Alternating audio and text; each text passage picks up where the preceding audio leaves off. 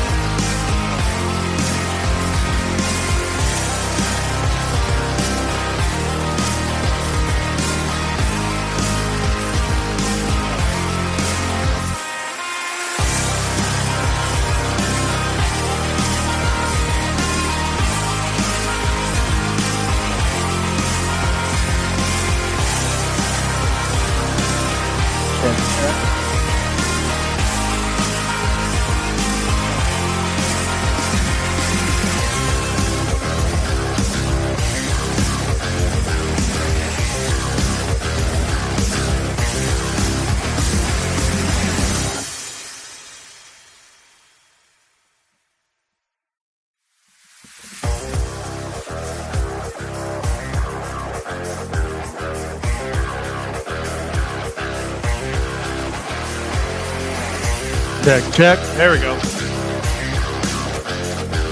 All right.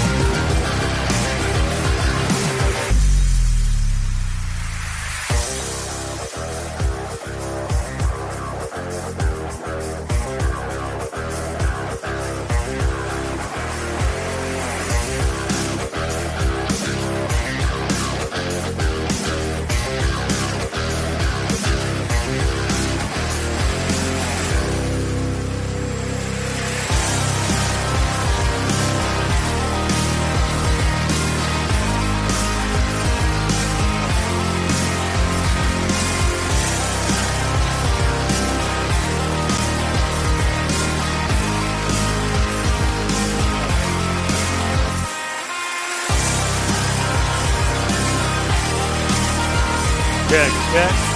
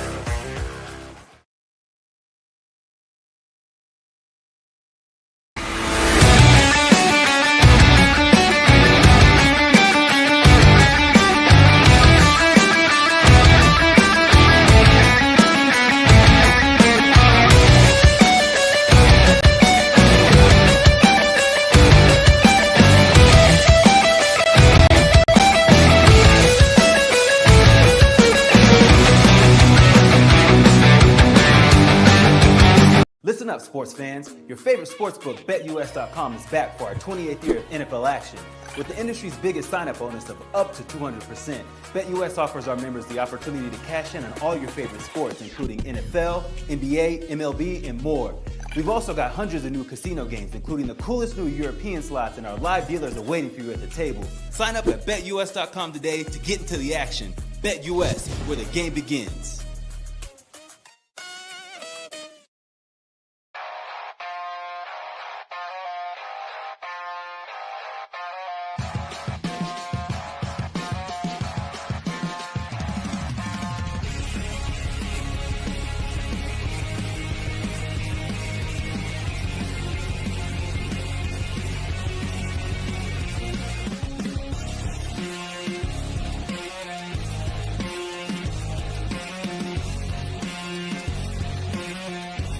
And now, broadcasting live from Las Vegas, the Snake Sports Talk Show with Jake Silva starts now.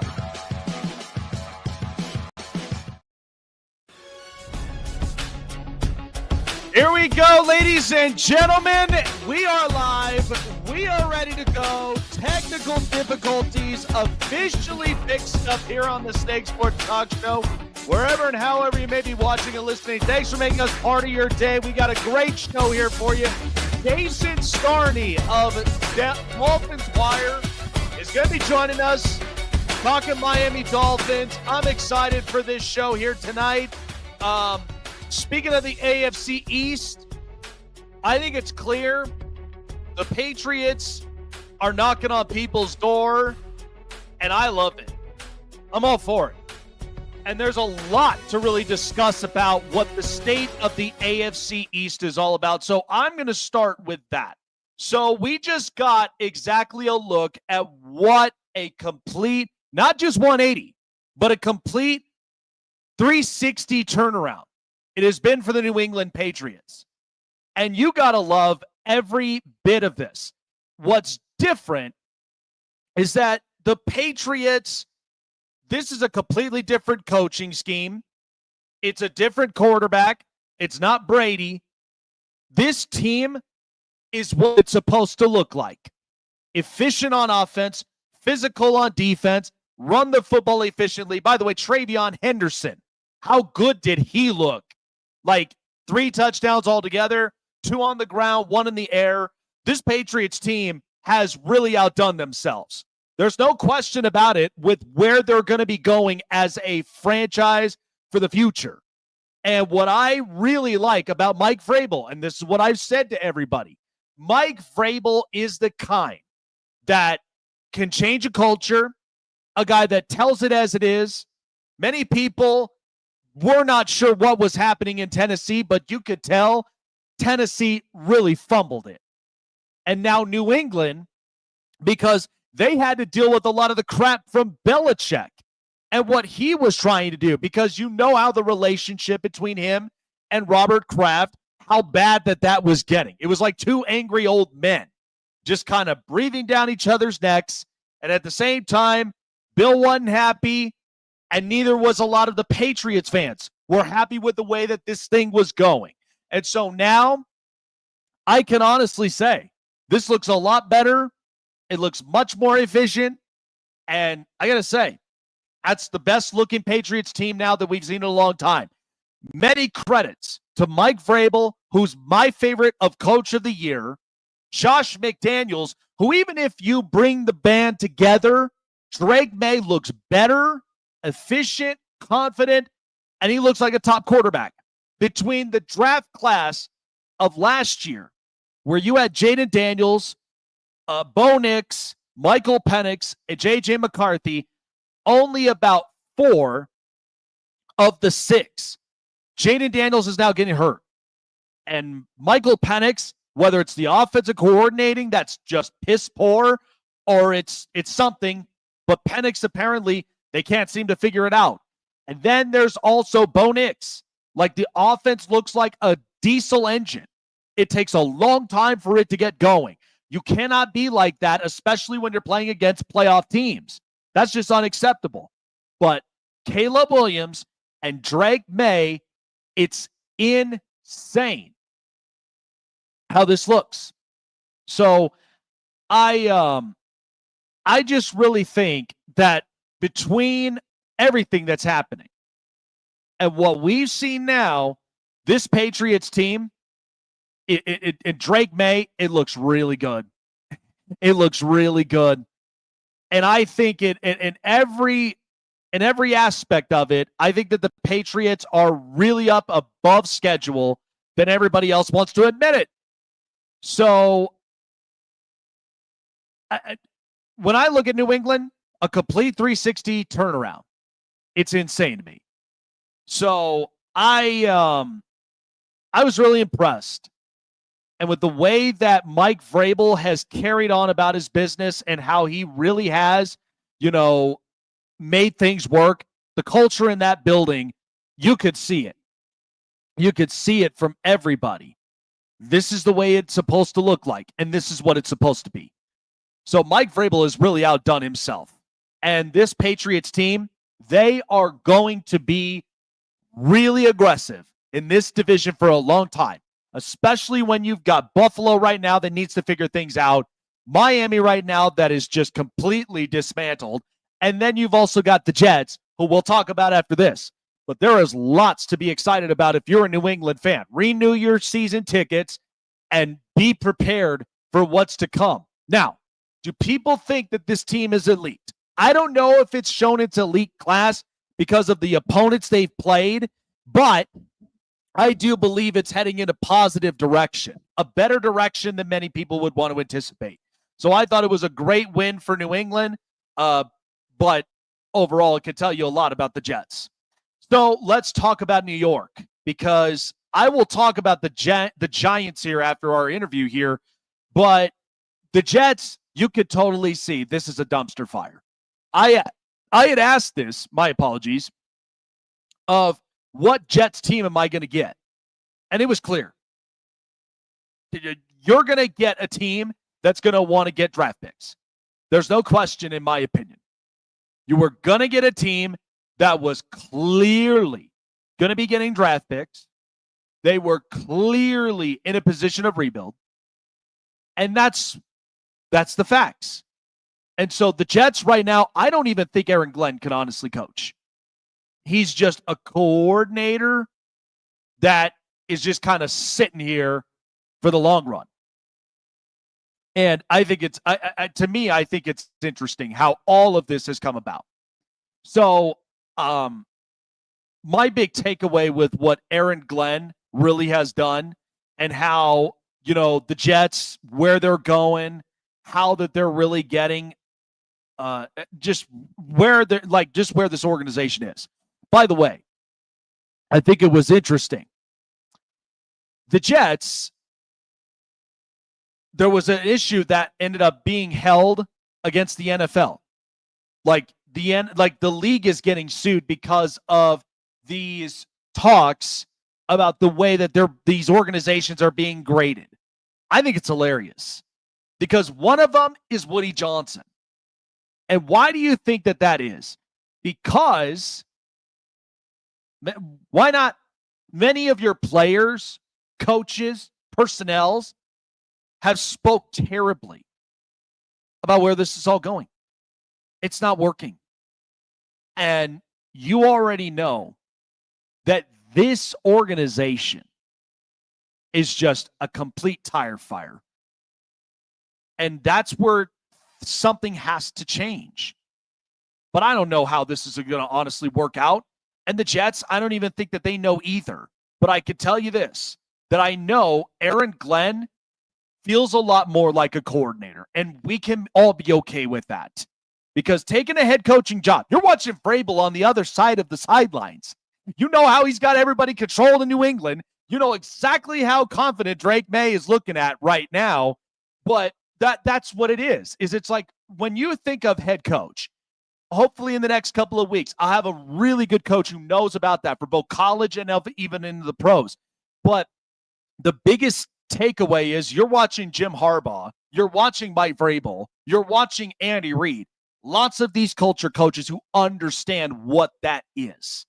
And I don't think with the Jets, with Woody Johnson, and being the one person that is trying to sue the league, because why? Because the players, the coaches, the personnel are being brutally honest with how everything is ran. Wouldn't you want to hear exactly all that stuff? What does that reflect upon being an owner? Don't you think you want to make changes? Don't you think you want to be the one guy to put your foot down and basically say, you know what? This is too weird. This is too wonky. We got to change something. Lots of these owners have had these, they've all had these come to Jesus moments. They all have. I've seen this with Dean Spanos. Like, how many times are you going to hire all of these coordinators until you spend $15 million more for a coach who knows how to win? They finally listened, finally understood it. Yes, it doesn't look pretty, but it works. And a lot of that's going to be said about all these other owners as well. I just think the Jets right now accumulate the picks, you're clearly not even close to a competent build yet, but you're getting a lot of these high talented players. You let go of Sauce Gardner and Quinnen Williams and a lot of others. You didn't let go of Breece Hall because you knew exactly what was going to look like. You're going to have to address a running back up from there, even if you have Braylon Allen. So the Jets, they got to accumulate the picks. You really got to build this thing right. And that's where they have to have a direction. Every team, all 32 teams, have to have a direction, consistency, structure, and that's exactly what it is. It's the whole game plan. And that's where you could tell. I could tell from body language. I could tell from decision-making. Even when you look at trade deadlines or free agent signings or even for drafts, that's how we evaluate and where the direction of these organizations are going. So, I don't know. The Jets, they're going to need a lot more. They're going to need a prayer in order for them to really get competent.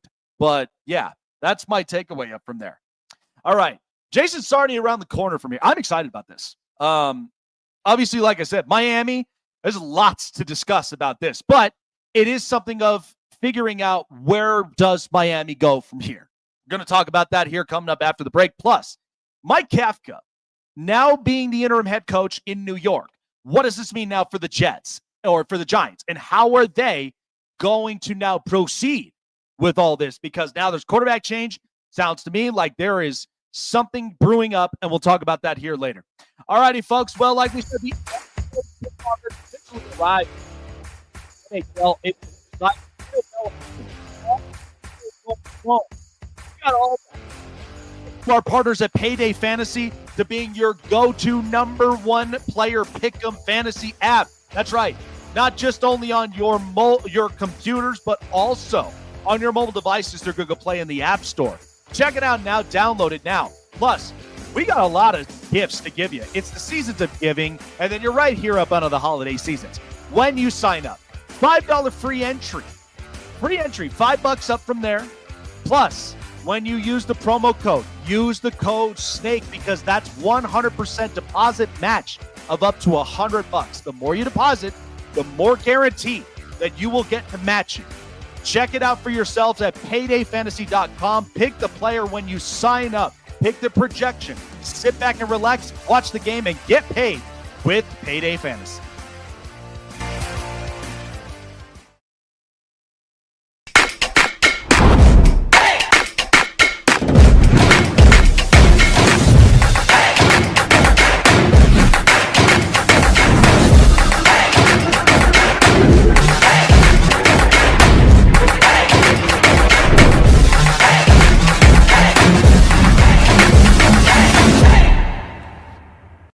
Looking for a show with the best takes and opinions?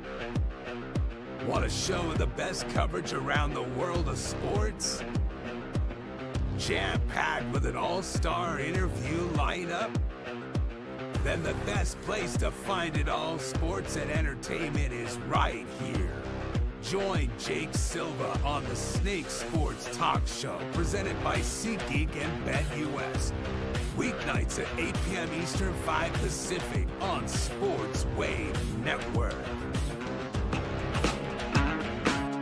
Well, he's written a lot of really good articles for South Florida, especially up and in the Miami area. Welcome back. Really appreciate the time for coming on by. We are interested in where is the direction the Miami Dolphins are going to be headed here into the near future and beyond. And so joining us to discuss more about that, Jason Sarney here, who's got great articles with Dolphins Wire. He comes up on the show.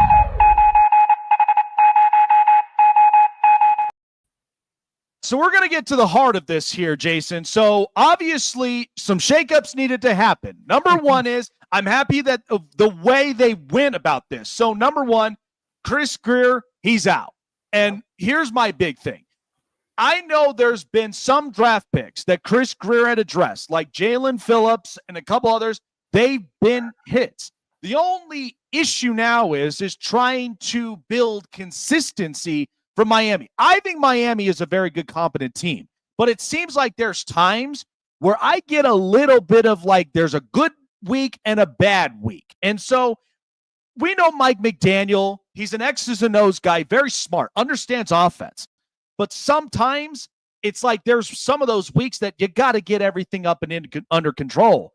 So even after with Chris Grier, what was kind of the plan with Stephen Ross when setting the tone up from there, and what he's trying to now send for Mike McDaniel to make this work and go into next year saying, hey, if we stay competent by the end of the year, we now got to get a competent GM, focus in a lot of those positions that need to be fixed in order for us, because you watched New England last night. That's a team right now that is really shaking things up in the AFC East. What do you make of it? Well, Jake, first and foremost, appreciate you having me on. Great stuff so far. Thank you very much. Listen, Chris Grier is the common denominator the last 2 decades and change, and why the Dolphins have been a playoff winless team since 2001 calendar year.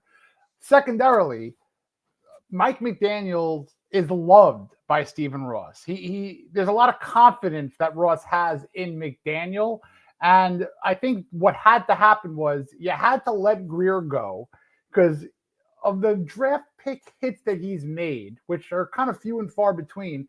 His major problem was not being able to retain some of those draft picks. The vast majority of those draft picks. Recently, not many have gotten to second contracts. Chris Grier has decided to let guys like Andrew Van Ginkel go, undershoot on an extension for Christian Wilkins, not re-signing a Robert Hunt, a Brandon Jones. That's just kind of recent. And the more egregious part of that was the year after he decided to let these guys go, you look at the weakest positions, and those were the guys. You let a Brandon Jones go, horrible safety unit the year after. You let an interior lineman in Hunt go, ineptitude next to the center on both sides in the Dolphins offensive line. Don't even get me started. Dolphin fans know my proclivity and love for Andrew Van Ginkel, and he was replaced by a guy in Shaq Barrett who didn't even play a down for the Dolphins. So instead of spending $1 million or $2 million more on keeping a homegrown guy like Andrew Van Ginkel,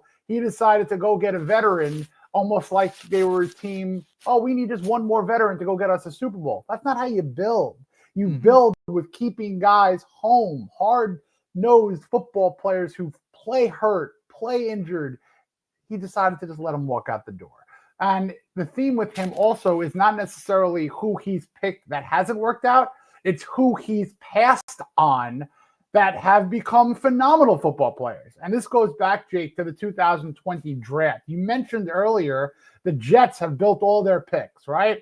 Yes. The Dolphins were in their position after they traded Laramie Tunsil, and they got an absolute haul of draft picks for 2 seasons. One of those first-round picks they said goodbye to in Jalen Phillips. But if you really look at the 2020 draft, I mean, it was completely wrong. Now, when I say that, jury could still be a tiny bit out on Tua Tagovailoa. I don't want to go and throw the towel in just yet, but look at the other quarterbacks in that class. We can do a whole other show on that. But the other 2 picks were 2 of the, if not the 2 youngest players in the draft, and Austin Jackson, who has only had 1 good year and hasn't played yet this season, pretty much. And then you go with Noah Igbenogany, who they're going to see across the sidelines on Sunday in Madrid, Spain, because he's now a Commander. They could have drafted 1 or 2 offensive weapons for Tua Tagovailoa. Justin Jefferson, Jonathan Taylor, so the passing on certain players, I think, and then not retaining on the hits, those were the 2 cardinal sins for Chris Grier, which is why you had to let him go. It's interesting, and I'm so happy you brought it up because, I started thinking about it. You kind of took the words out of my mouth upon it, because I was about to say, even with the draft picks, because that so-called tank for Tua that they were harping on that year before, we remembered how big that was going to be. But, my big thing is, I'm sure you probably have had the reservation for now.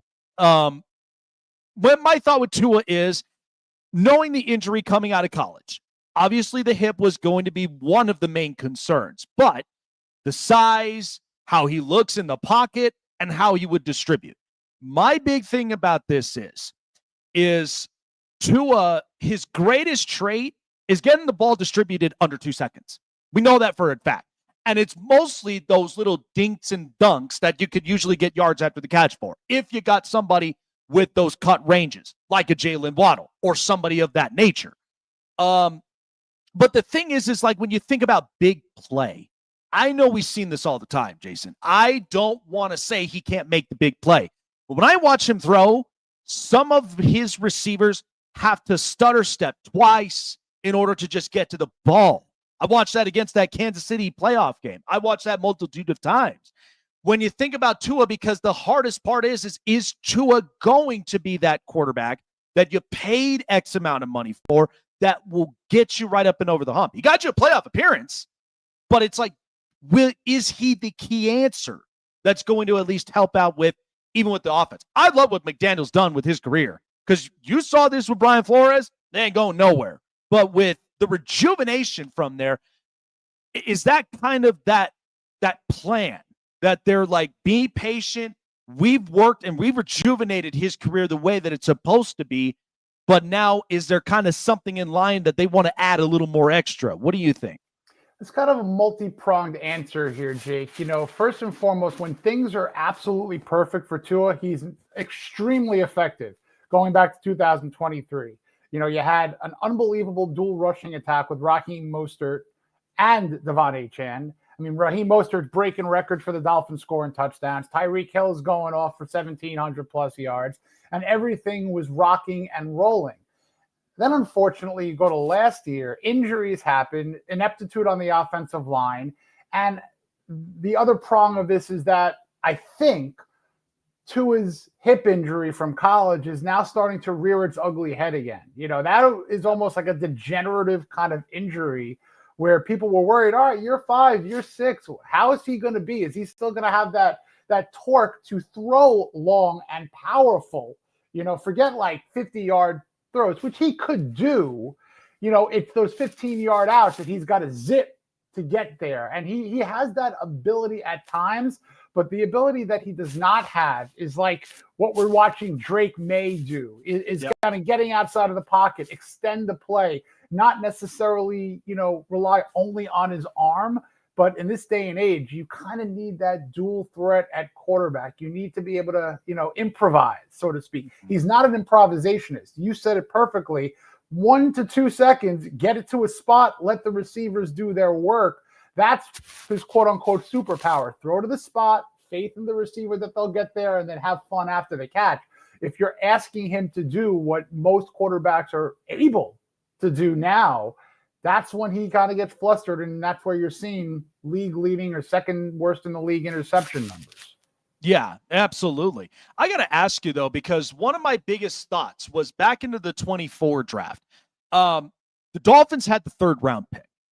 My big thing is because with the concussion protocols and then just kind of who Tua is and what his limitations can really hinder him, I felt like, and I was really hoping this would happen with them. Could you have imagined if the Miami Dolphins had drafted Joe Milton? My biggest takeaway with this was he had an accurate arm. We know he can ad-lib at times. And then there was the simple stuff. We know that he needed, consistency. And I think Mike McDaniel is the kind of perfect guy that understands offense, understands quarterback play. I felt like he could control that because let's say if Tua had an apparent injury, because I'll be honest, Jason, these backups that Miami had, it was a toss-up for me. But I felt like with Joe Milton, you could get something competitive in that. And then when he fell to New England, it was like, okay, they got 2 quarterbacks. One you already know is bound for the future, Drake May. And then all of a sudden, it was like, what do you do about Joe Milton? I felt like, Jason, what do you think? I felt like Joe Milton could have been that perfect answer as a backup plan. I'm not going to lie to you, Jake. I've had Milton in plenty of those mock drafts from 2024 in like the 6th and 7th round. You know what I mean? Because there would be no problem, and you've seen it in sprinkles. All right, it's 3rd and 15. Bring the kid in. Let him chuck one downfield with that bomb of an arm that he has. Tua doesn't throw a Hail Mary at the end of the second half because if you're 55, 60 yards deep, can't reach, So that would have been a nice scenario to, put him in as like a relief pitcher for, an inning or two. And when I say an inning or two, a down or two, but the backup quarterbacks that they've had, I mean, Skylar Thompson was an absolute miss. and then you have to bring in a guy like a Tyler Snoop Huntley, who is a practice squad quarterback. That's who he is. He did okay in a game or two in relief last year. And now, what you had to do was sign a $6 million bust of a first-round, second overall pick of Zach Wilson. They draft Quinn Ewers, which was a nice move, but they should have, knowing that they drafted a guy coming off of injury, knowing that Tua had the limitations, there should have been insurance drafted before a 7th round. Because let's face it, you draft a 7th rounder, you get what you pay for in a Skylar Thompson. If you draft a 6th rounder in Milton, which is where I believe he went, at least he's got that, one tool of a massive cannon for an arm. It's like baseball. You hope to have 2 or 3 tools and develop the rest. Skylar Thompson was just a no-tool 7th round quarterback, and it didn't work. So I agree with you. I would have loved to get back in the DeLorean and go back in time and draft a guy like a Joe Milton in day 3. Yeah, it's perfect, even with the baseball reference, because here's the thing. The minute that you ain't got your starter and you're having to tap into the bullpen, I mean, if you ain't got a strong enough bullpen for the postseason, you get exposed very easily. My big takeaway of this, Jason, I don't try to throw shade at these organizations because I'm America's honesty mind. I want to be fair with everybody. I can't lie to my audience. But my big thing with Miami, I've said this all the time. Miami, I want to believe in them. But the problem is, they feel a lot like the Lamborghini of the NFL, that I don't have enough durability, traction in the tires when I'm facing against a team like New England or Kansas City or a lot of these Midwest, Northeast teams, because when it gets cold, you got to be competitive. You got to have some sort of strength and oomph, even up on the defense. I've heard a lot of, things about Anthony Weaver and what he's trying to do up and onto the defense, but I just don't feel that they have enough of the pieces. Sure, you got Bradley Chubb, who I thought was honestly going to end up getting moved, but without Jalen Phillips, now who you're going to get pressures on? Who are you going to end up relying upon on that? Not just even just stopping the run. So going into the next year, because they're going to end up accumulating some picks, plus they also got to have the uncomfortable conversations as usual. Where do we now start to go from here? Because the offense, Devin Achane and Jalen Waddle, I think this business with Tyreek Hill's done. I obviously it's done. But now where do you go from here? If let's say you were given the GM job, Jason, what would you address first? Oh, that's a great question. That's probably one of the greatest questions I'll ever hear, because that's my dream scenario, is to have 5 picks in the top 100 and to be able to either get the guy I want who's there or be the bully at the poker table. Move up, move down, get some more, go up and get the guy you want. What I would do is, you're right, Achane and Waddle aren't going anywhere. They weren't going anywhere. Those are the 2 foundational pieces. But what you need to have next to the Lamborghini, I went to school in Buffalo, so I'll take the Lamborghini out in the first month or 2 of the first semester in September and October, but then you need to go to the SUV. You need the Yukon. You need That's that right. 6'3", 6'4", prototypical wide receiver. You need that running back who's, going to get yards after contact. And that's not saying that Achane does not get yards after contact, but the durability can be an issue if you're still relying on him. He's not a big body running back like a Jonathan Taylor. Give me a guy who has that, power mode, who can get me the 2, 3, 4 hard yards on 3rd and short, 4th and inches, even if it's 2nd and 4, and you just want to get another back in there just to pick up the first and then get to the speed guys. They don't have that complement. They had the fun speed in 2023. The wheels kind of fell off last year. And now Tyreek Hill, same idea. He's gone. You're right. We could pretty much say goodbye to him unless a miracle happens. But if I'm going to draft a wide receiver, I want to go up and get it power forward type of a guy, prototypical body. Waddle's phenomenal, but you don't want another Waddle. You want a guy who can completely do different things in the red zone. Bring back the corner fade. Don't throw a fade to Devon Achane against Kyle Hamilton, who's 6'4", against Baltimore. Don't do that. Go up and get a guy who could actually get up the ladder. And if he misses it, it goes into the stands somewhere. Yeah, and honestly, with the physicality, the one-on-one matchups, and someone that could go up and get it, that would be big, especially when you need the time of possession stuck on your side up on offense. We know right now this division is going to get competitive. We just saw what happened with New England last night. And, I mean, the Jets are the Jets. Until they actually have a come-to-Jesus moment, I just don't know what Woody Johnson's going to do with this. And the fact that they're trying to sue the league with these report cards, it's like, what? You expect them to lie? You expect them to, like, not be honest with the way that things have been running? Like, so Miami is looking at, okay, Buffalo, in my opinion, with Sean McDermott, is literally the modern-day Marty Schottenheimer. The fact of the matter is that they can be good, and Josh Allen is literally carrying the load. But the problem is, if defensively you're a defensive coach, you should hope that in crucial clutch situations, you got to give me some sort of shutdown. You can't just let, a yards after the catch type deal end up now biting you in the closest end of the fourth quarter when you need to win it. You need to shut it down. New England, what a complete 360 turnaround it's been for Mike Vrabel. So Miami is looking at this going, look, the Jets, take that away until they actually figure something out. But Buffalo and New England, those are some two teams we have to get competent with. So with that, are there anybody in mind that you think about as a GM that could be ideal, that works with the mind of someone like Mike McDaniel, and that can bring in exactly as you've mentioned, that could turn around just the look of this franchise and say, look, it ain't just two teams here. You're going to have to add one more here into the list with this division. I got one guy on the very top of my list, and this is no shade to Champ Kelly, who is the interim right now in Miami.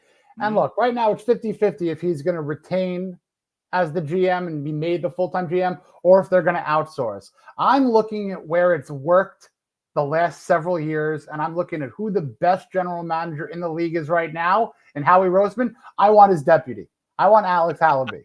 Yep. I literally want to bring the guy in to say, all right, do me a favor. Do what your boss has done. That's and right. He could take that blueprint.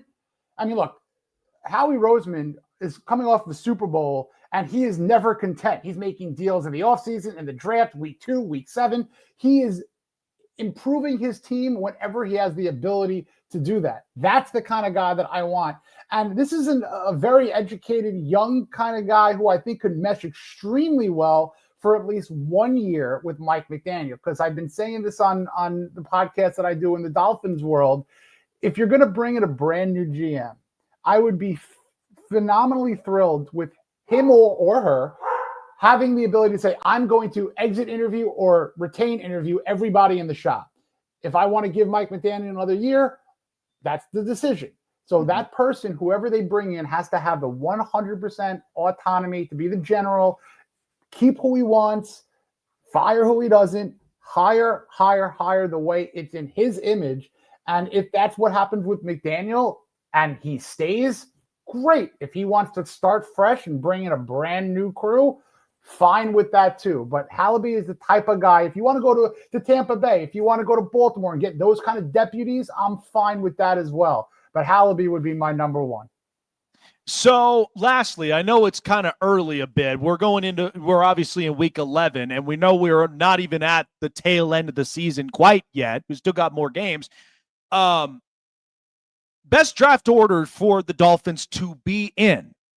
And with that, where do you see the team finishing? And who would you see that you're seeing in college that's a guy you would want to bring in as the first pick for the Dolphins that can really be the big difference maker of turning this thing around? That's a great question. To tell you the truth, it can go either way right now. See, the Dolphins could be a couple of games outside of the playoff picture, or they can be a couple of games away from the tankathon, top of the chart. I think they have 3 straight wins in them in Washington. They got a bye week, and then they got the Saints and the Jets. I mean, that's 2 out of 3 at the absolute worst. And the Commanders are hobbled. They're injured. I do see them winning. So it sets up a 6-7 matchup against the Steelers on national television, where if they get to 500, it's going to be the mediocrity all over again with the 13th to 17th pick. To me, I'm not ready to name a guy yet, but I have the positions that I'm focusing in on in the first or second round. The wide receiver that I mentioned, that could be a second round pick.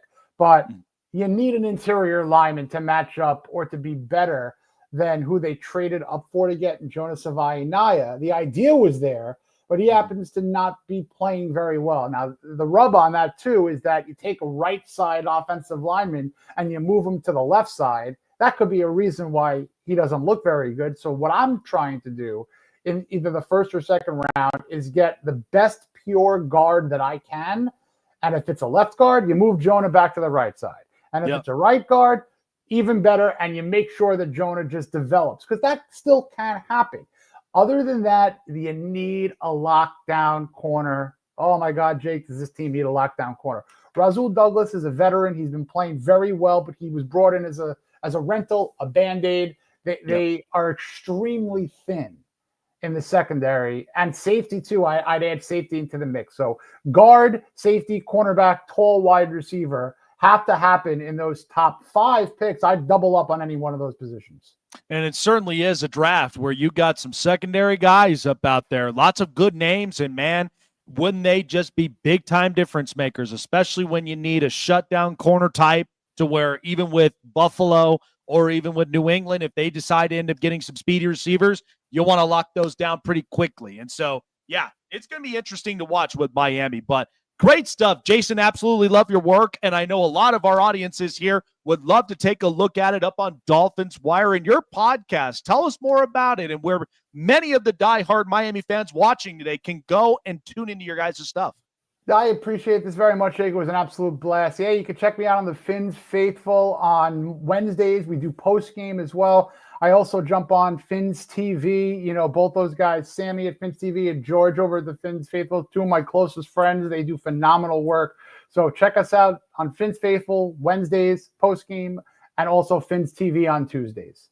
I will tell you, though, I'm working hard to getting O.J. McDuffie up and into here because, one of the best people on the planet.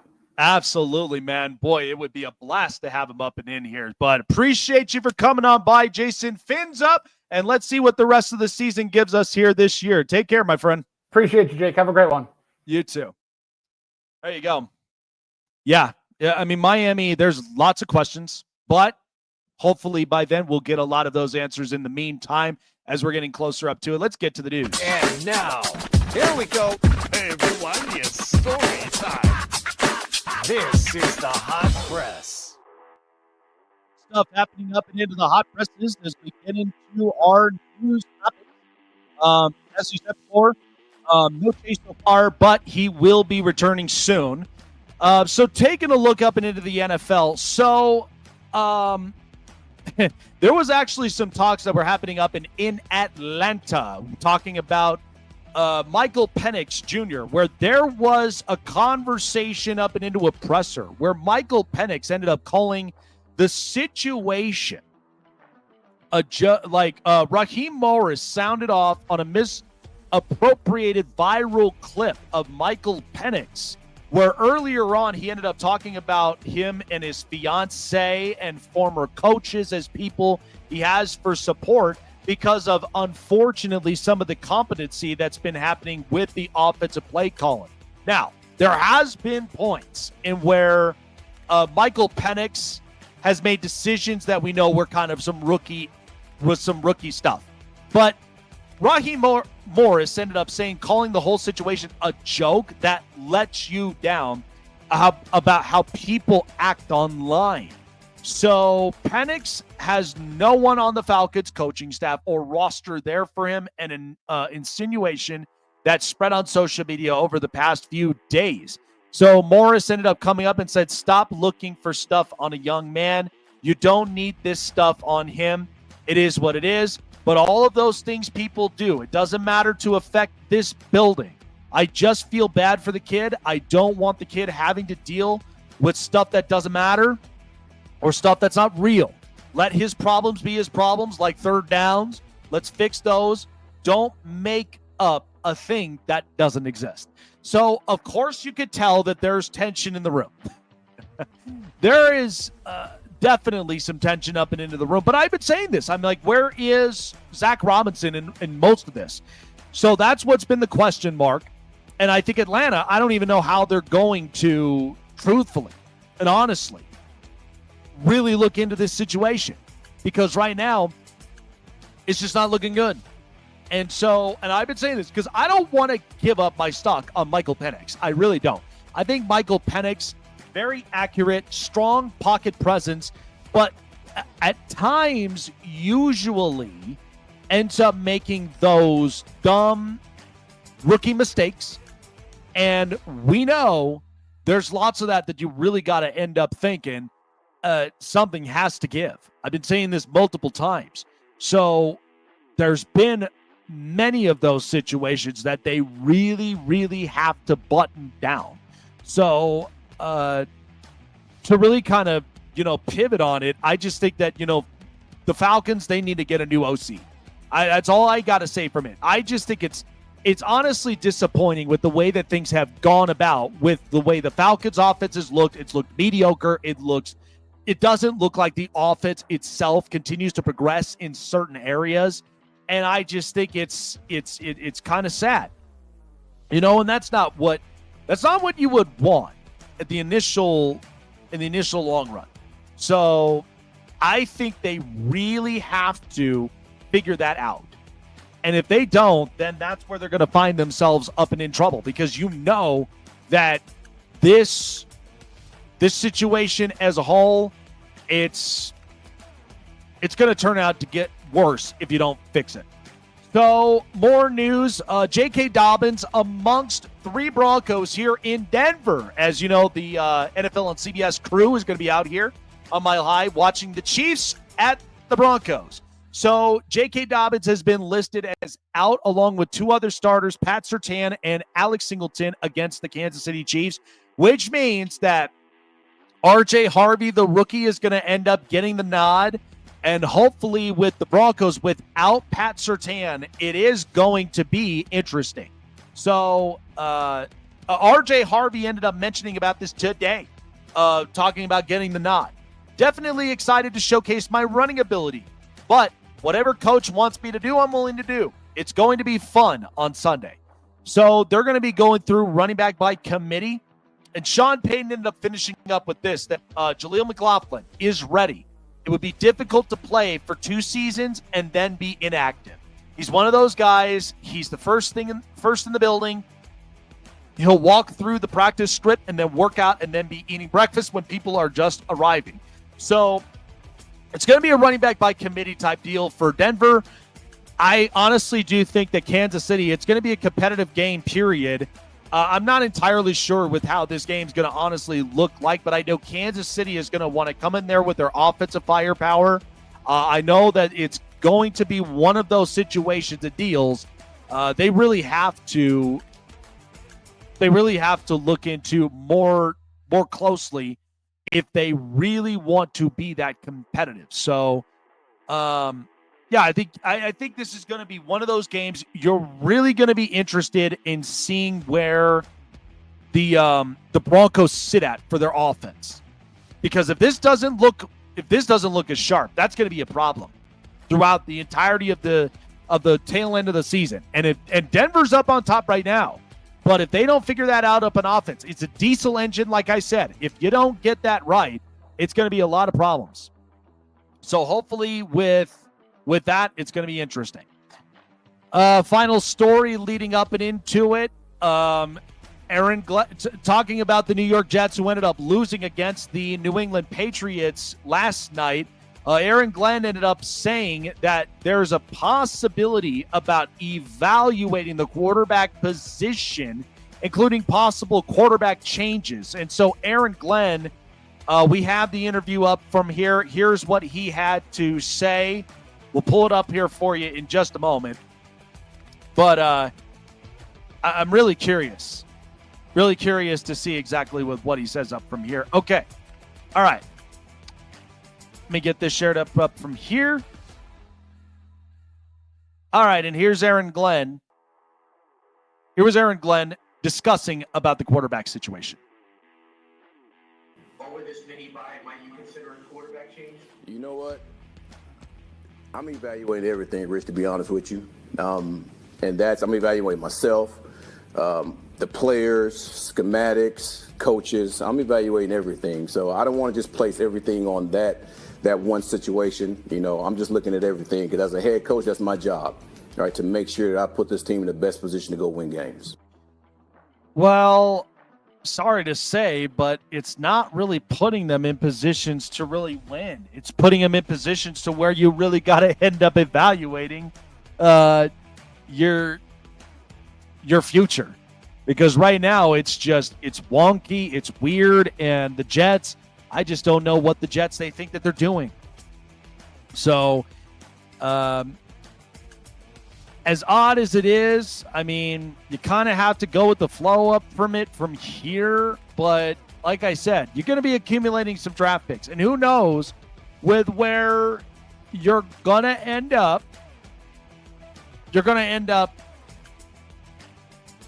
when you come up into the draft. Because, honestly, you're going to need a quarterback. There's no doubt. And, again, Fernando Mendoza, he'll be available. But ultimately, you really got to get this thing up on track. You really got to be honest about where the direction that this team is going, because it's not going to serve you up well. And if you ain't got a plan, that's where a lot of those things start crashing down. So, yeah, interesting enough. But yeah, I just think with the Jets, this is just obviously a circus show. All right, that's it for the news. And now, here we go. Hey everyone, it's story time. This is the hot press. So I wanted to tap in a little bit into Major League Baseball because, of course, we had the awards after the World Series was over. And you know what? We got some interesting nods at least. The A's, Nick Kurtz gets Rookie of the Year. Paul Skeens gets Cy Young, and then you look at the MVPs. So I wanted to break this down for many people that fall in love with stories. Okay, listen, baseball's been in my blood. It's been in my DNA for a very long time. And I know most people aren't quite fond of Aaron Judge getting the MVP. Cal Raleigh's been robbed, man. Well, first of all, go look at some of these stats. We're pulling it up for our audiences here. For our listeners, I apologize. But Cal Raleigh, to be honest with you, as fun of a story as this is, Cal Raleigh, when you put both of them together, the numbers aren't quite what you think it is. It really isn't. So we're going to bring up the stats here in a bit. But my thing is that Aaron Judge, when you look at it, when you see exactly the stat line for both, you can understand why Aaron Judge has the edge. You can understand that. Because when you think of Cal Raleigh, in my opinion, just like I've said for many of the players who have come in and have basically have developed and have finally hit. Cal Raleigh, he's hit his full potential. My question is, after a season like this, what does he do the next year? That is always a question that I have for many of the players. Okay. And it again, it's no shot, and neither is it like any shade. But people thinking that Cal Raleigh was robbed. Okay. Let me enlighten you exactly the stats. So I'm bringing up Aaron Judge's stats up from here, and you tell me exactly what an MVP really is. Because Cal Raleigh had 282 batting average, 60 home runs, led the league in the RBIs. But the difference is wins above replacement. Aaron Judge was like at a 10. And Cal Raleigh was somewhere up and into like a 6 or 7. OPS, 1.145 for Judge. And also with Cal Raleigh, It was somewhere in the 8s. You can't have that. And the batting average, that's also going to be another thing that you can explain. So, again, I'm not throwing shade at Cal Raleigh at all. I'm not doing that. My biggest takeaway is that Aaron Judge clearly is the MVP. Batting average, home runs, RBIs, runs scored, OPS, and wins above replacement. Because those are some of those advanced statistics that many people, I know people sometimes don't even bother with it because it's so much math. And I get it. I do. But you got to be honest about one thing, is when it comes to Aaron Judge and the way they kind of put this thing on, is Aaron Judge can spray the ball everywhere. Left, center, right, give you a base hit. You know, he can do all those things. And Cal Raleigh, he's just hitting home runs. He's not even blocking and defending. Okay, and that's why I'm like, I'm not trying to throw shade here, but people that say, oh, he got robbed, man. No, he didn't. Let me ask you something. I watch college hoops all the time, and I watch the March Madness. When was the last time you ever saw Loyola Chicago be great? After that big, storied, magical run that they had? They didn't win the title. Why? Because they were facing off against the big programs. What about Wichita State? What about them? You heard about how they shocked the entire bracket. Now when they're facing Duke, now when they're facing North Carolina, now when they're facing against like Virginia or any of the other big programs, Villanova. Yeah, you heard of them? They can play physical. I'm sorry.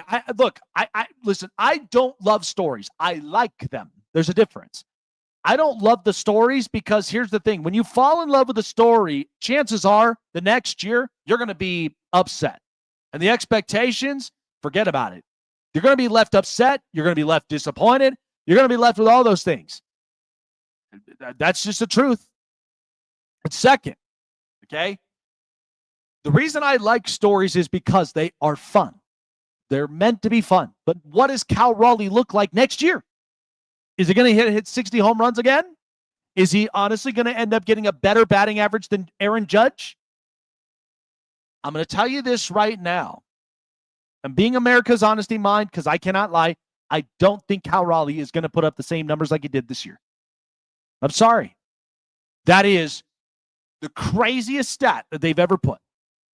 Now, what he meant to the Seattle Mariners, of course, he served some sort of an importance, but really, look at the rest of that whole lineup and roster. Jorge Polanco, Randy Arozarena, Julio Rodriguez. That's your star. That's your franchise. Is Cal Raleigh your franchise, or was it Julio Rodriguez the last time I checked? Where were they? All I'm saying is that when we define MVPs, because we talk about this in the NFL all the time, and I've said this about the Josh Allen MVP. That was a Martin Scorsese MVP because people started getting voted for team when it came to Lamar Jackson. But Lamar Jackson is just that talented. He had a really good year. So did Joe Burrow. So did Saquon Barkley. Jonathan Taylor's having a great year. Maybe we should bring back the opportunity of a running back getting the MVP. See how that shocks everybody. But the idea of it is that when they think that he got robbed, no, he didn't.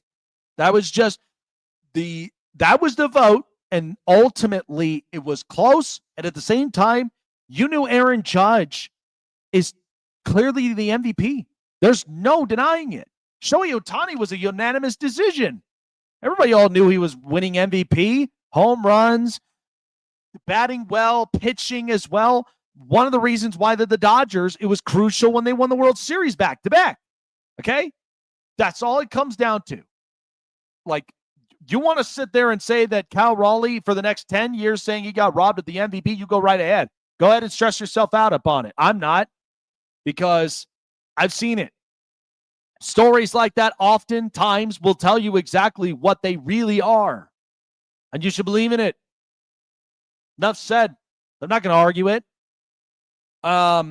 So I was thinking about this. So the New York Giants, they're going to be playing this week. No Brian Dable. Joe Shane apparently seems to still have his job. I don't understand why. It's the idiotics of New York.